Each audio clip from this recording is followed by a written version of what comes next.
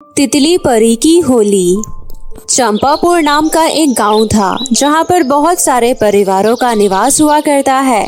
उन्हीं में से एक परिवार था जिसमें पिंकी अपने माता पिता के साथ रहती थी। गांव में सभी लोग एक साथ हंसी खुशी से मिलकर रहते थे। जब भी गांव में कोई त्योहार होता था तो सभी लोग एक परिवार की तरह त्योहार का जश्न मनाते थे और एक दूसरे को बधाई देते थे। गांव में जब भी कोई त्योहार नजदीक आने वाला होता है तो चारों तरफ बाजार में चहल पहल भर जाती है। मिठाई के दुकान पर मिठाइयाँ बिकने लगती है और बाकी दुकानों में साज सजावट का सामान। बाजार में रौनक बरकरार रहती है।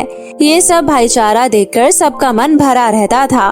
पर समय समय के साथ चीज बदलती रहती है और इस गांव में भी कुछ ऐसा ही धीरे धीरे होने लगा था।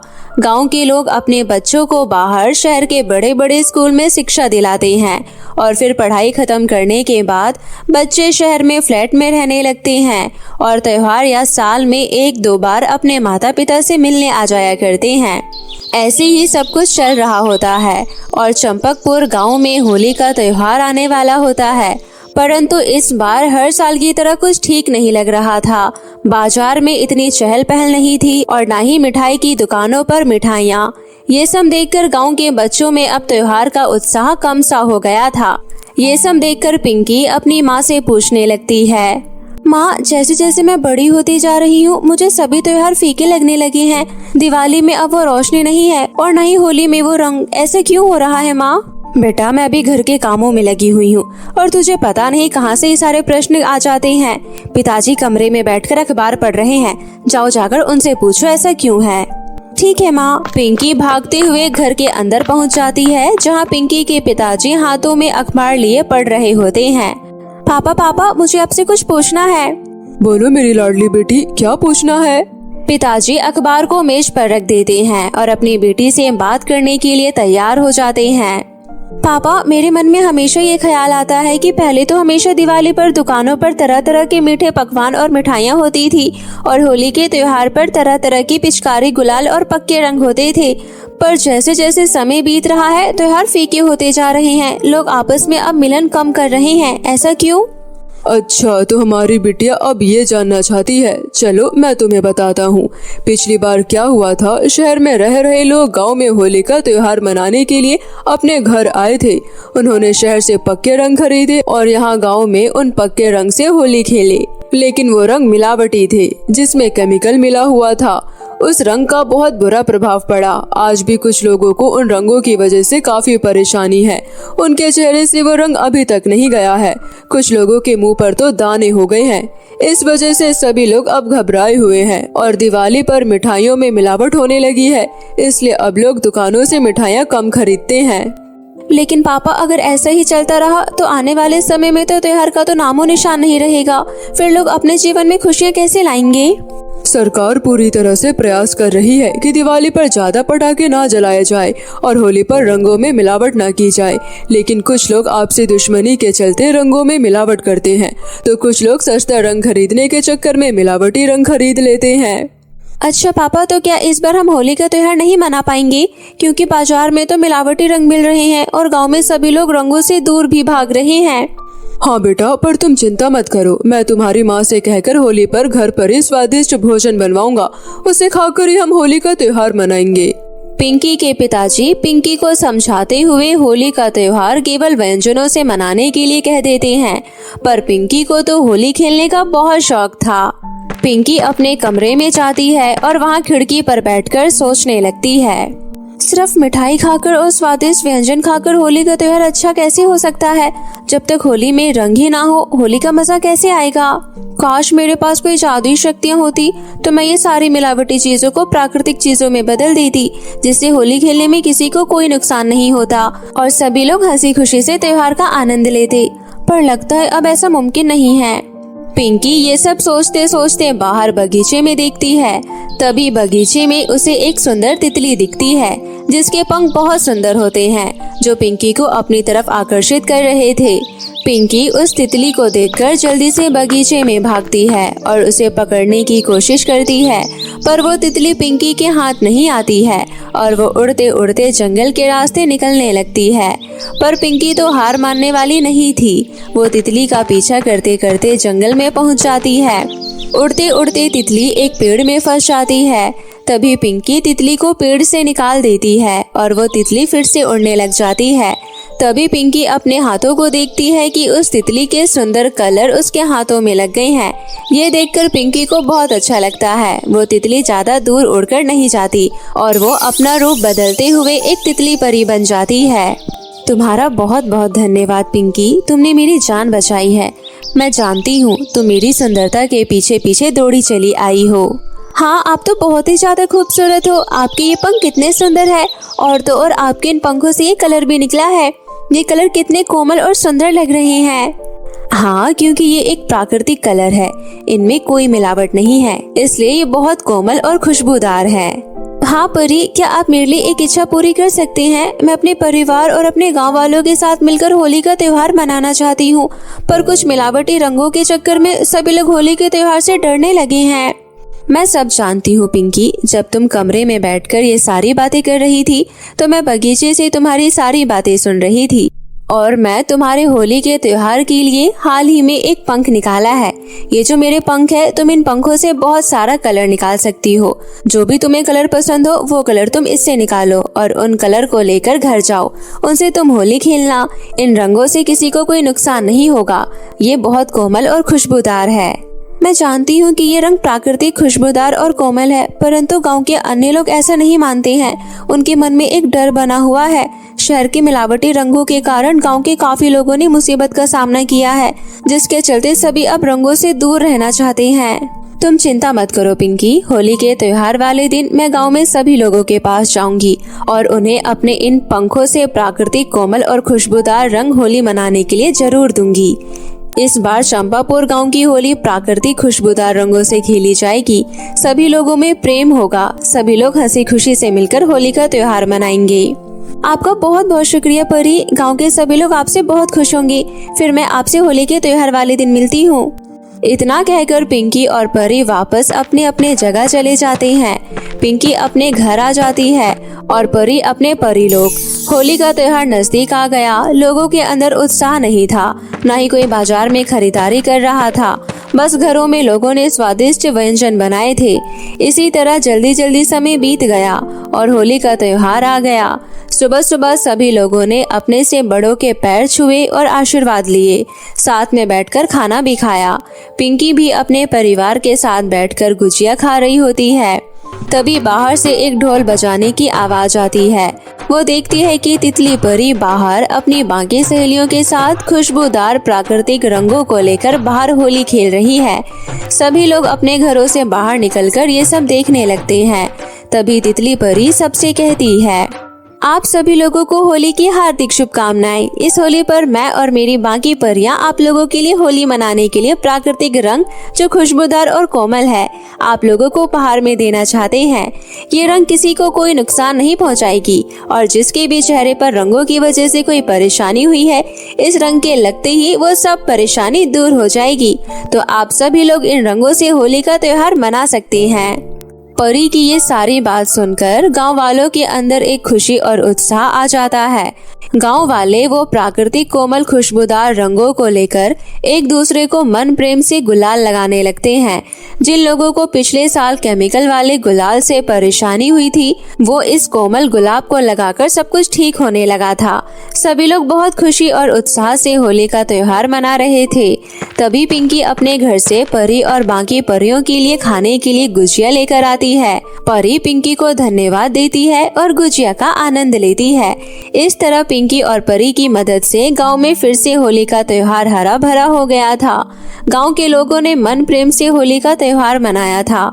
ये सब देखकर रानी परी को भी बहुत अच्छा लगा और उन्होंने भी गांव में सभी लोगों की खुशियों को दुगना बना दिया और इस प्रकार सभी लोगों ने बहुत ही हंसी खुशी होली का त्योहार मनाया। शादी की जादुई मेकअप किट। बहुत समय पहले की बात है। सुल्तानपुर नामक राज्य में एक आरती नाम की लड़की अपनी माँ शकुंतला और पिता संजय के साथ रहती थी। आरती की माँ की एक छोटी सी दुकान थी जिसमें वो सिलाई का काम करती थी। उसकी माँ नए नए डिज़ाइन वाले लहंगे और सूट सलवार बनाना जानती थी। एक दिन, माँ और कितना काम बाकी है? बेटा, अभी तो बहुत काम बाकी है। तुम्हें पता है, अभी अभी एक बहुत बड़ा ऑर्डर आया है जिसे समय पर पूरा करना है। अगर ये समय पर पूरा नहीं हुआ तो आगे से फिर हमें कोई भी ऑर्डर नहीं देगा। माँ, आप बिल्कुल भी चिंता मत करो, ये सारा काम समय पर खत्म हो जाएगा। पर अभी आप अंदर आओ। हाँ बेटा, पर थोड़ा सा काम खत्म करके मैं अभी आ जाती हूँ, तुम घर जाओ। नहीं माँ, मैं आपके साथ ही घर पर जाऊंगी, आप जल्दी से अपना काम खत्म कर लो। आरती एक बहुत ही सुंदर और सयानी लड़की थी। दिखने में वो जितनी ज्यादा सुंदर थी, उससे कई ज्यादा अच्छे उसके संस्कार थे। वो हमेशा दूसरों से अच्छे से बात करती थी और लोगों की मदद भी करती थी। माँ, अब देखो रात होने वाली है और कितना काम बाकी है। बेटा, बस थोड़ा सा काम रह गया है, लहंगे में गोता लगाना बाकी है, जल्दी से लगा देती हूँ और फिर घर चलकर दोनों साथ में खाना खाएंगे। आरती अपनी माँ के साथ बैठकर अपनी माँ के काम के खत्म होने का इंतजार करती है। उसके बाद दोनों माँ बेटी थोड़ी सी दूरी पर अपने घर पहुँच जाती है। घर पहुँचने के बाद संजय शकुंतला से कहता है, आ गई तुम? आज तो बहुत देर हो गई, जल्दी से हाथ मुंह धो लो, फिर हम साथ में बैठकर खाना खा लेते हैं। हाँ, बस 2 मिनट में आई। आरती अपने माता पिता के लिए टेबल पर खाना लगा देती है। तभी संजय शकुंतला से कहता है, शकुंतला, मुझे तुमसे कुछ बात करनी थी। तुम जानती हो, पास के ही गांव से एक बहुत अच्छा आरती के लिए रिश्ता आया है। उन्होंने आरती को बाजार में देखा था और उन्हें हमारी आरती बहुत पसंद आई है। अरे वाह, ये तो बहुत अच्छी बात है। लड़का कैसा है और वो क्या काम करता है? लड़का तो बहुत अच्छा है और वो शहर में नौकरी करता है। शहर में उसका बहुत बड़ा मकान बना हुआ है और घर का इकलौता वारिस है। अगर उसके पास इतना कुछ है और वो इकलौता भी है तो जरूर लेन देन भी होगा। आप जानते हो ना, हमने अपनी बिटिया की शादी के लिए ज्यादा जमा पूंजी इकट्ठी नहीं करी है। अरे भाग्यवान, तुम बिल्कुल भी चिंता मत करो, सब कुछ ऊपर वाले के ऊपर छोड़ दो। और हाँ, कल लड़के वाले हमारे आरती बिटिया को देखने आ रहे हैं, तो तुम उसे एक अच्छा सा सूट पहनने के लिए दे देना और उसे तैयार कर देना। इतनी सब बातें हो जाने के बाद सभी लोग अपने अपने कमरे में सो जाते हैं। अगली सुबह शकुंतला अपनी दुकान पर नहीं जाती है और घर की अच्छे से सफाई करती है और मेहमानों की खातिरदारी करने के लिए स्वादिष्ट मीठे पकवान बनाती है। आरती को देखने वाले घर पर आ जाते हैं। लड़के के माता पिता आरती से सवाल जवाब करते हैं। लड़का नहीं आया था, केवल लड़के के माता पिता ही आरती को पसंद करके और रिश्ता पक्का करके वापस चले जाते हैं। अजी, हमारी बेटी आरती को लड़का तो देखने ही नहीं आया है, ऐसी क्या बात हो गई है? भाग्यवान, तुम फालतू में ही ज्यादा चिंता करती हो। क्या पता लड़के को नौकरी से छुट्टी नहीं मिली हो। शादी में तो आएगा ही ना, और वैसे भी हमारी बेटी इतनी खूबसूरत है, उसे कोई मना नहीं करेगा। हाँ, ये सब तो ठीक है, पर आज से ही हमें एक एक पैसा जोड़ना होगा ताकि हम अपनी बिटिया की शादी में कोई कमी ना कर सके। उसके बाद शकुंतला अपनी दुकान पर चली जाती है और संजय अपनी फैक्ट्री चला जाता है। घर पर आरती घर के सारे काम खत्म कर लेती है और उसके बाद अपनी माँ की दुकान पर उनका हाथ बटाने के लिए पहुँच जाती है। लाइए माँ, मैं भी आपकी कुछ मदद कर देती हूँ। आरती भी अपनी माँ के साथ मशीन पर बैठकर उनकी मदद करती है और वो शहर से आए हुए ऑर्डर पूरे कर देती हैं। वो सबसे बड़ा ऑर्डर आने वाले हफ्ते में जाने वाला था। ऑर्डर पूरा हो गया था, जिस वजह से शकुंतला के सर से टेंशन खत्म हो गया था। शकुंतला ने ऑर्डर का 70% पैसा ले रखा था जो दुकान में ही था। इसी तरह दिन बीत जाते हैं और एक दिन शकुंतला अपने परिवार के साथ बैठकर खाना खा रही थी। तभी वहाँ पर आवाज आने लगती है, भागो भागो, अरे भागो। पैरों की हलचल के साथ साथ शोर भी बढ़ता जा रहा था। बाहर से आ रही आवाज को देखने के लिए आरती अपने माता पिता के साथ घर के बाहर आती है। तभी वो देखते हैं कि लोग इधर उधर भाग रहे हैं और चिल्ला रहे हैं। अरे ये क्या हो गया? ये कैसा शोर है? क्या हो गया? अरे भैया क्यों भाग रहे हो? अरे वहाँ देखो, वो दुकान में आग लग गई है और चारों तरफ फैल रही है। जल्दी पानी लेकर आओ। आग लगने की खबर सुनकर शकुंतला, संजय और आरती तीनों दुकान की तरफ भागकर पहुंच जाती हैं। तभी वो देखते हैं कि दुकान में आग लगी हुई है। हे भगवान, हे राम, ये क्या हो गया? मैं तो बर्बाद हो जाऊंगी। सेठ का पूरा ऑर्डर दुकान में भरा हुआ है और तो सारा पैसा दुकान में ही है। जल्दी कोई आग को बुझाओ, पानी लाओ रे पानी लाओ। संजय अपनी पत्नी शकुंतला को संभालता है। तभी आरती भागते हुए दुकान के अंदर पहुंच जाती है। अरे बेटी, कहाँ जा रही हो? वापस आ जाओ, जल जाओगी बेटी। आरती रुक जाओ। आरती किसी की नहीं सुनती है और वो दुकान के अंदर भागते भागते आग की लपटों से बचते हुए अंदर पहुंच जाती है और वो दुकान में रखा हुआ सेठ का ऑर्डर और रुपए पैसे लेकर बाहर आ जाती है। दुकान में बचा कुचा सामान जल जाता है और आरती भी पूरी तरह से आग में झुलस गई थी। संजय अपनी बेटी के ऊपर कंबल डालता है और उसकी आग बुझा देता है। माँ देखो, मैंने सब कुछ बचा लिया। सेठ का पूरा ऑर्डर बाहर ले आई हूँ। अब सब कुछ बच गया है, कुछ भी बर्बाद नहीं हुआ है। आप चिंता मत करो माँ। इतना कहकर आरती बेहोश हो जाती है। तभी संजय अपनी बेटी को अस्पताल लेकर पहुंच जाता है। अस्पताल में डॉक्टर उसका इलाज करते हैं। इलाज करने के बाद आरती ठीक तो हो जाती है, परंतु उसके चेहरे पर आग के निशान रह जाते हैं, जिस वजह से उसका चेहरा खराब हो जाता है। माँ देखो ना, मेरा चेहरा कितना खराब हो गया है। मैंने कभी किसी के साथ बुरा नहीं किया है, फिर भगवान ने मेरे साथ ऐसा क्यों किया? नहीं बेटी, भगवान तो बहुत अच्छे हैं। उसने तेरे साथ कुछ बुरा नहीं किया है। एक समय आएगा जब सब कुछ ठीक हो जाएगा। भगवान पर हौसला बनाए रखो, ऊपर वाला सब कुछ ठीक कर देगा। शकुंतला अपनी बेटी को दिलासा देती है। तभी वहाँ पर संजय आ जाता है। संजय का मुंह बहुत उदास था। तभी शकुंतला कहती है, अजी क्या हुआ? आप इस तरह मुंह लटकाए क्यों खड़े हुए हो? क्या बताऊं भाग्यवान, लड़के वालों का फोन आया था। उन्हें सब कुछ पता चल गया है और उन्होंने आरती से शादी करने के लिए इनकार कर दिया है। संजय अपनी पत्नी को ये सारी बातें बता रहा होता है कि तभी आरती को बहुत बुरा लगता है और वो रोते हुए वहाँ से भाग जाती है। अरे आरती बिटिया, कहाँ जा रही हो? रुको तो सही। तुम चिंता मत करो, हम तुम्हारे लिए इससे अच्छा रिश्ता लेकर आएंगे। तुम्हें रोने की कोई जरूरत नहीं है बिटिया। अजी जाने दीजिए, उसे इस समय अकेला छोड़ दीजिए। थोड़ी देर रो लेगी तो उसका मन हल्का हो जाएगा। आरती रोते रोते अपने गांव में जंगल में पहुंच जाती है और एक नदी के किनारे बैठकर रोने लगती है। आरती को जब भी अकेलापन महसूस होता था तो आरती अक्सर वहां बैठ जाया करती थी। आरती वहां बैठकर बहुत देर तक रोती है। आरती को रोता हुआ आसमान से एक परी बहुत देर से देख रही होती है और उससे रहा नहीं जाता और वो आरती के सामने प्रकट होती है और कहती है, क्या हुआ आरती, तुम यहाँ पर बैठकर क्यों रो रही हो? क्या आपको कुछ दिखाई नहीं देता है? आप ये मुझसे पूछ रही हो? क्या आपको कुछ दिखाई नहीं देता है? आप ये मुझसे पूछ रही हो? आपको मेरे चेहरे पर ये काले काले निशान दिखाई नहीं दे रहे हैं क्या? इसकी वजह से मेरे माता पिता को कितनी तकलीफ हो रही है। कितनी मुश्किल से एक अच्छा लड़का मिला था, अब उन्होंने भी शादी तोड़ दी है। मेरे माता पिता की तो नाक ही कट गई। अच्छा तो ये बात है, पर तुम्हारा चेहरा जल जाने की वजह से रिश्ता तोड़ना तो बहुत गलत बात है। हमें लड़के वालों को सबक सिखाना चाहिए। पर उससे पहले मैं तुम्हें एक जादुई मेकअप किट देती हूँ।